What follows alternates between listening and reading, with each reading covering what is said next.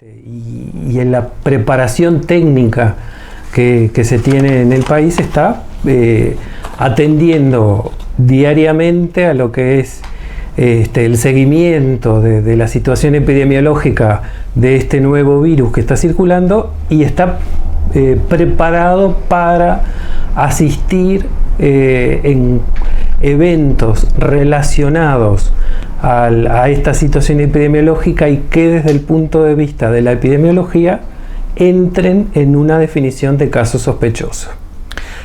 ¿Cómo es la parte práctica de este fenómeno? ¿Llega, por ejemplo, a las fronteras uruguayas las posibles personas que están contagiadas y llega a ustedes una muestra de sangre? ¿Cómo es? No, en realidad lo que se está protocolizado en esta situación es si ingresa un paciente, una persona con síntomas y entra dentro de lo que es la definición de caso sospechoso de infección por el nuevo coronavirus, que actualmente se llama SARS-CoV-2,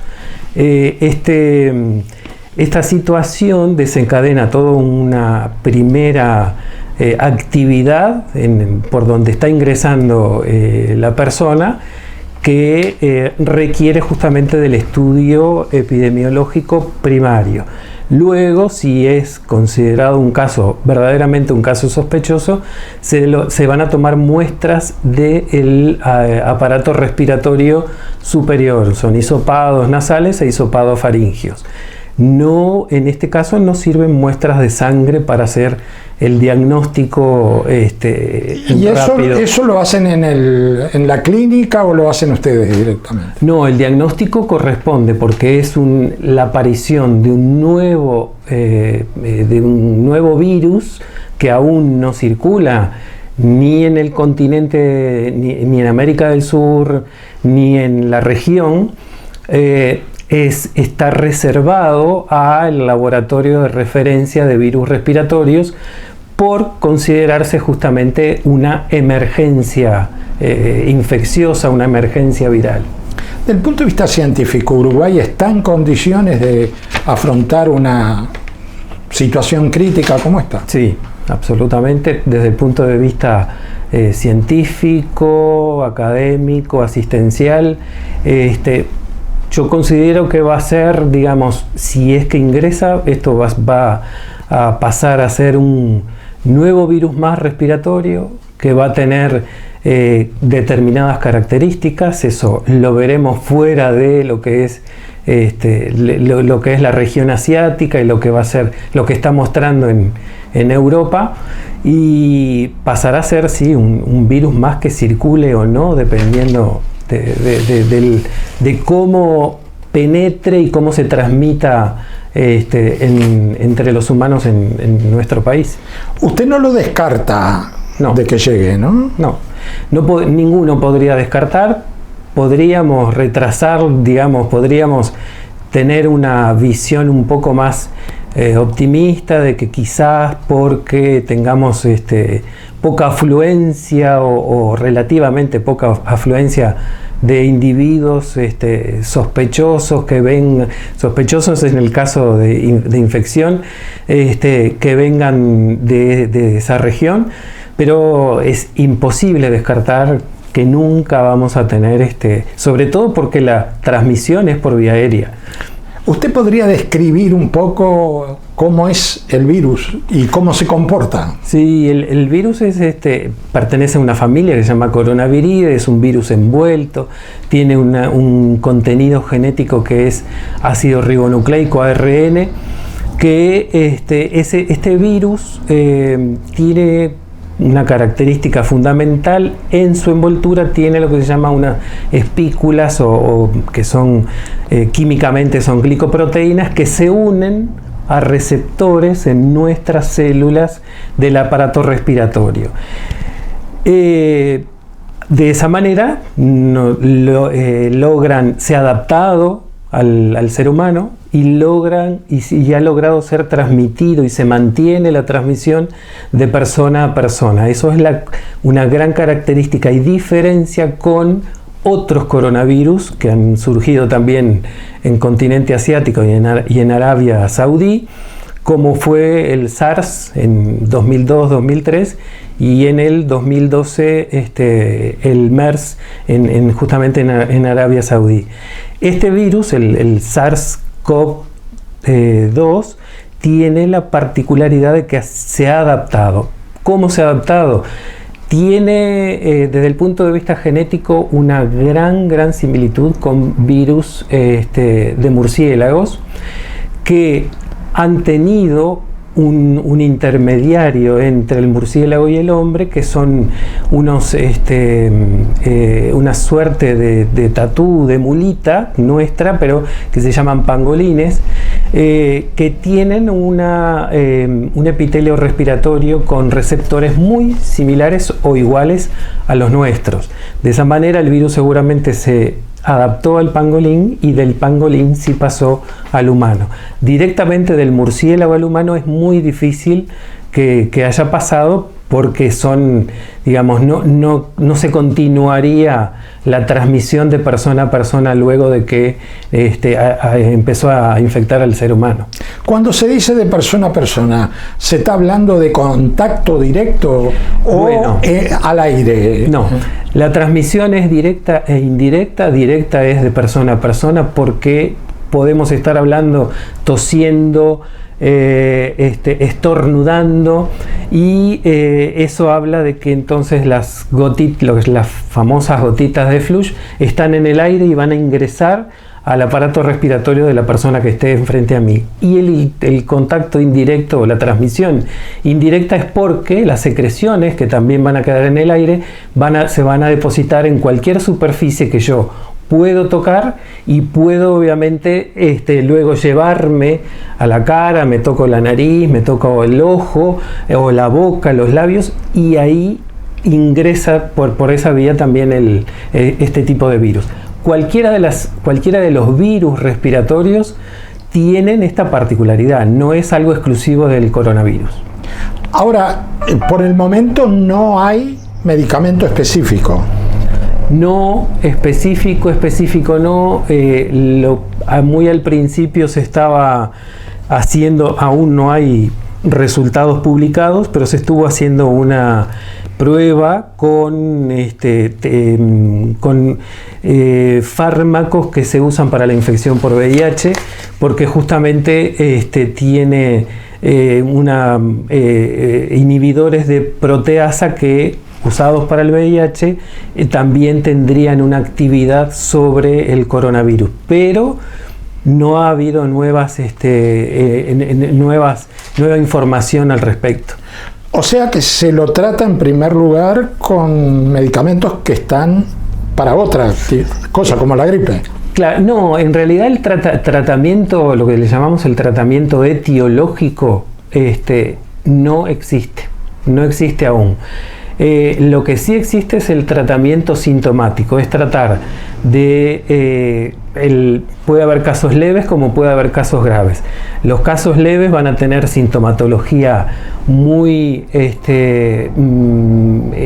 clásica de... Pero los débiles pueden llegar a ser graves, ¿o no? Sí, pueden ser los casos de caso leve, puede pasar a tener un caso grave, porque va a tener una susceptibilidad particular esa persona, que en general son personas ancianos o personas que tienen alguna afección previa o metabólica o cardiovascular o pulmonar también propiamente, o renal, que los hace ser susceptibles a la infección, pero además agravando la situación por esas patologías de base. Esto pasa con cualquier otra infección, no solamente con el coronavirus.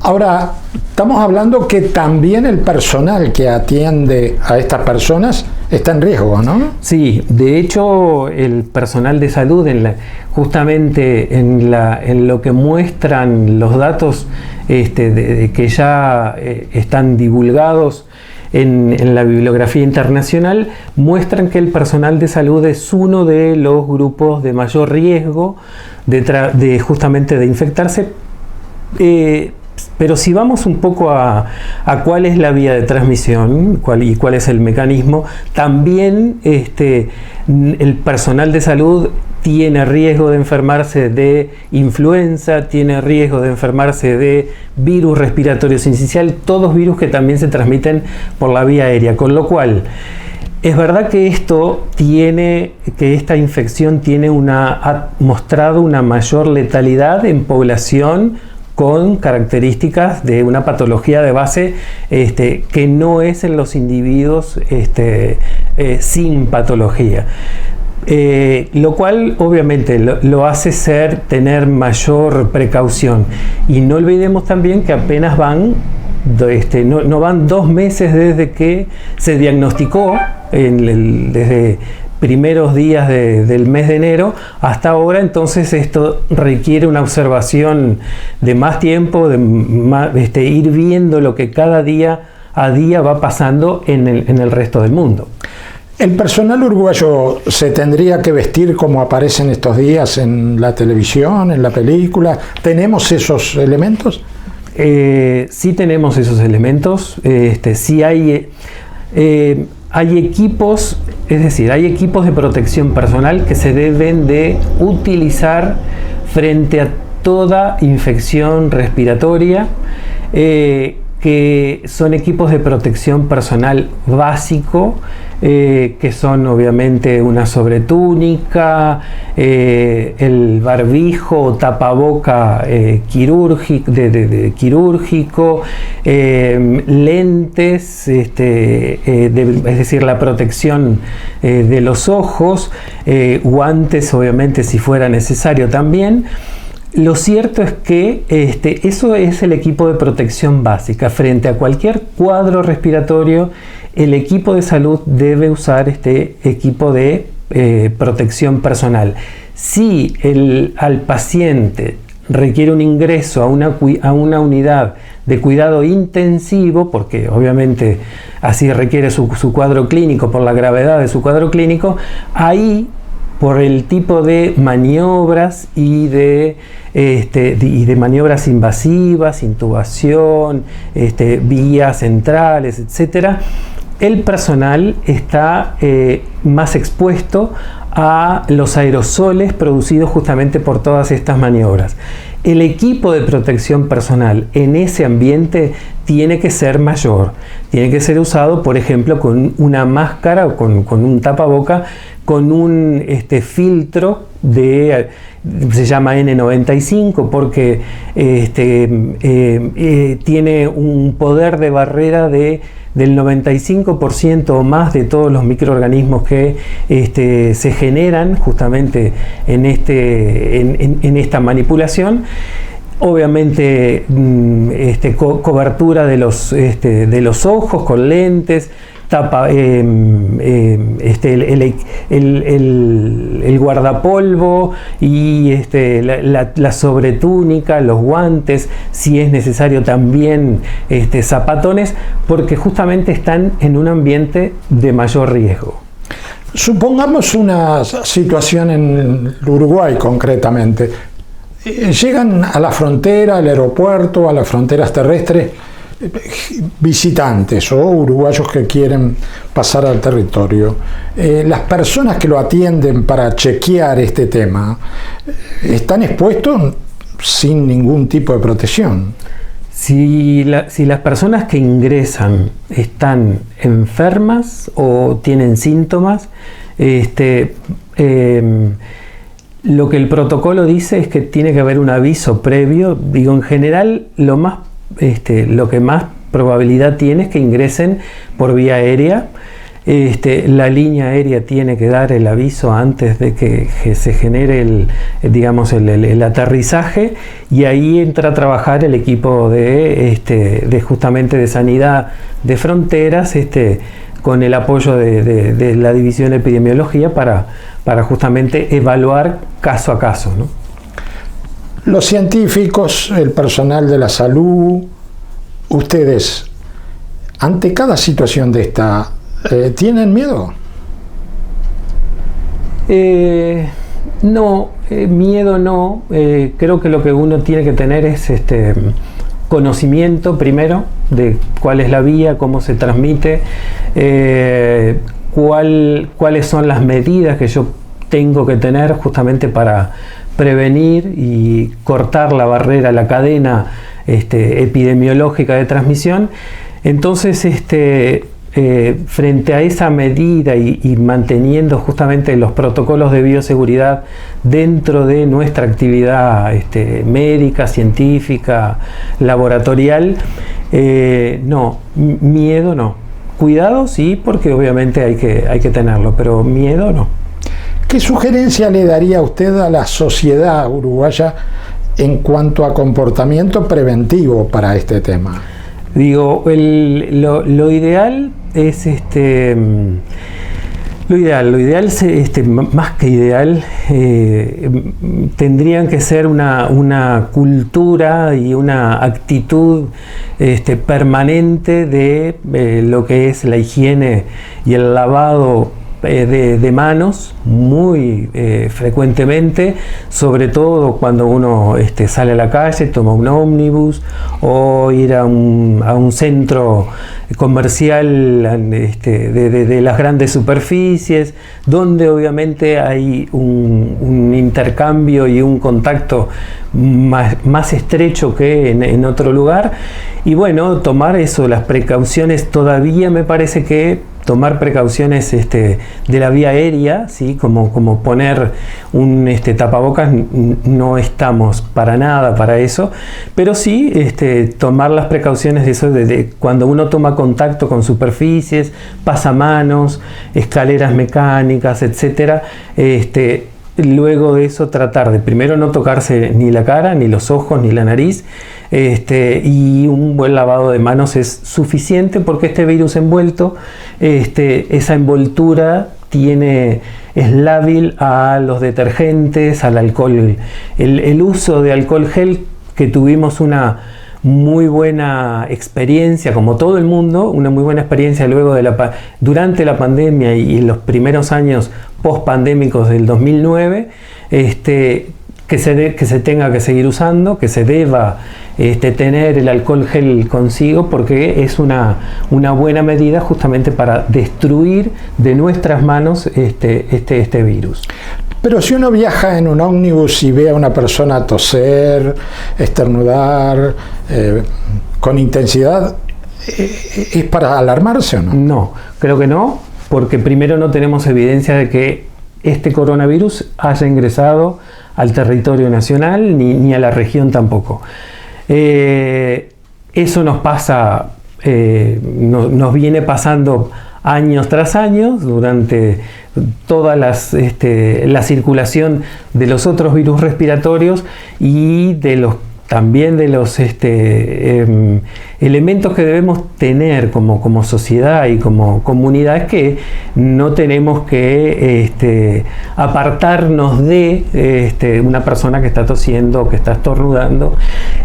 Primero, porque no está bien, y segundo, y además la persona debería tener justamente lo que se llama el cuidado o la higiene de su tos.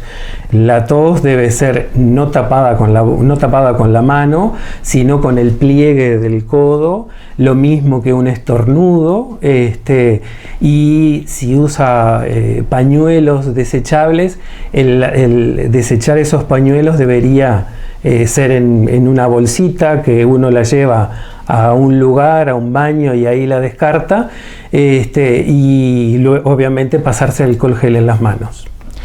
Ahora, del punto de vista de las instituciones como las escuelas, los liceos, el razonamiento es más o menos como el que usted está realizando, ¿no? Es igual.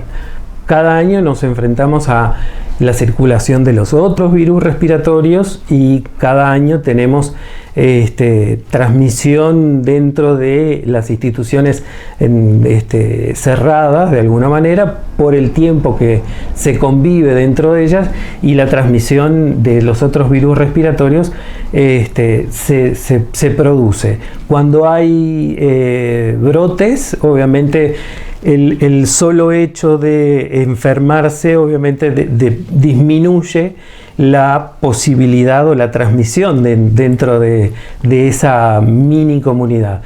Ahora, de las cosas que también, preconceptos o mejor dicho, debemos eliminar justamente de lo que es la cuarentena como tal, como con la definición pura y dura de cuarentena, que no está bien aislar a los pacientes en un ambiente cerrado. Tiene que haber aireación, tiene que haber comunicación. No es correcto, tiene que haber una liberación justamente y una limpieza del aire adecuada para que individuos que no están infectados no se infecten. En estos casos, ¿se puede prever el tiempo para conseguir la vacuna, para generar la vacuna? Hablan de por lo menos entre 12 y 18 meses para conseguir una vacuna, y luego lo que como experiencia, digamos, como base tenemos para lo que es vacuna de influenza, demora en lo que es escalar a la producción masiva 6 meses. Entonces, en definitiva, quizás en esos 12 o 18 meses, que es lo que están informando las farmacéuticas, en definitiva quizás sea el tiempo que se demore en tener una vacuna para aplicación masiva. Y hay que ver si esto implica luego una variabilidad del virus que nos haga tener que, como con influenza, producir vacunas periódicas. Una última pregunta. Estos días se hacen comparaciones en el sentido de que hay otras enfermedades que están matando mayor cantidad de personas y que sin embargo no tienen el impacto que está teniendo ¿Usted qué razonamiento hace frente a esto? No, yo creo que el impacto es mayor en las otras afecciones, sobre todo en la región, digamos, no es nada que no es de nada reservado el hecho de que, por ejemplo, la epidemia de dengue entre el 19 y lo poquito que va del 20 es de las mayores que se han recogido datos oficialmente por los países y por los organismos internacionales, con lo cual tenemos digamos, por lo menos en América del Sur y en América Central, tenemos una epidemia de mucho mayor riesgo, inclusive para nosotros, Uruguay, país aún sin circulación en estos últimos años, sin circulación autóctona, sin transmisión autóctona del virus dengue, tenemos mucho más riesgo de tener brotes de dengue o, como tuvimos el año pasado y este año, brotes de sarampión. Entonces, sí, el impacto, yo creo que el impacto es un poco lo que no sé si decirlo, la sensación que que el público en general está tomando de la información que se les traduce a nivel de la prensa escrita, de la prensa oral, televisiva. Creo que tiene que haber un equilibrio entre justamente lo que es información de todo y justamente lo que es el impacto verdadero y el daño verdadero que podemos tener por otras afecciones. Muchas gracias por este diálogo. A las órdenes.